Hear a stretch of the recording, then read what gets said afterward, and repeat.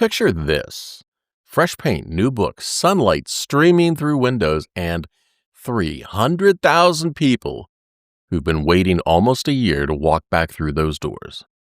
Plus a local sophomore who turned an injury into fuel and didn't drop a single match all season. Yeah, I'm Steve Rhode, and good morning, Wake County. Here's your good news.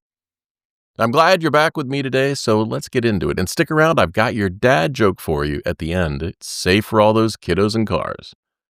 All right, so imagine you're one of those people who used to swing by the library maybe a couple times a week. Grab some books for the kids, maybe use the Wi-Fi to get some work done. Let the little ones play in the children's section, and then one day in January, the doors close. The renovation signs go up. And for almost 10 months, you've been driving to other branches waiting for this place to reopen. Well, you're in luck. The West Regional Library in Cary, one of the busiest library branches in Wake County, opens back up. And when I say this branch is busy, I mean 300,000 visits last year alone. That's a lot of people checking out books, using study spaces, and just being in the community together. Well, here's what they've done.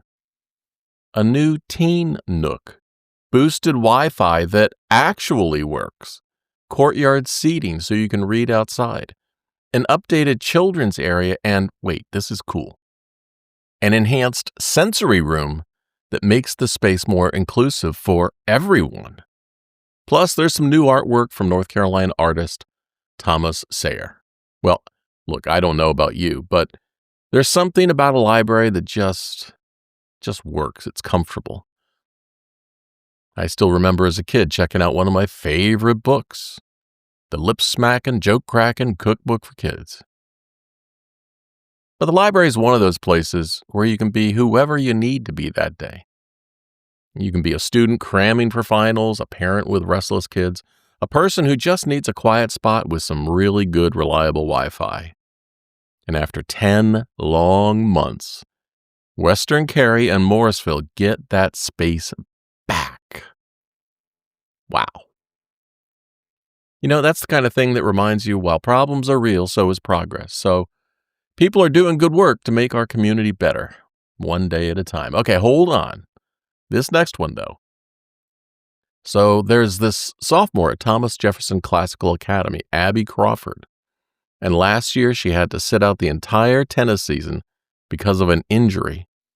She just couldn't play. She had to watch from the sidelines while her teammates competed. That must have been tough on a number of levels. And here's what she said about that time. Once I could not play, I realized how much I missed it, and it motivated me to come back even better than before. Wow, that's a great outlook. So this season, she went 30-0.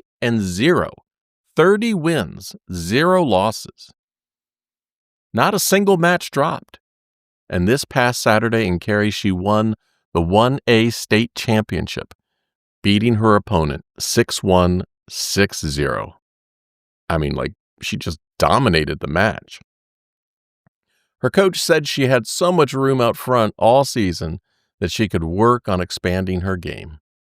So she wasn't just winning, she was getting better while winning. And here's my favorite part. She was out hitting balls on Sunday, the day after winning the state, already preparing for next year because her goal is to win another championship and help her team win one too. That's the kind of work ethic that makes you think, okay, this kid's going to go places. From injury to state champion with a perfect record. Oh, before I let you go, here's that dad joke I promised. What's Forrest Gump's password? One Forrest, one! All the links to the stories are in the episode description if you want to dig deeper into any of them. Hey, if this made your morning, share it with someone who needs a smile. You want to get notified when new shows drop? Join the email list at tapyournews.com. If you want to reach out, hey, you can get me through the contact form, tapyournews.com. See ya.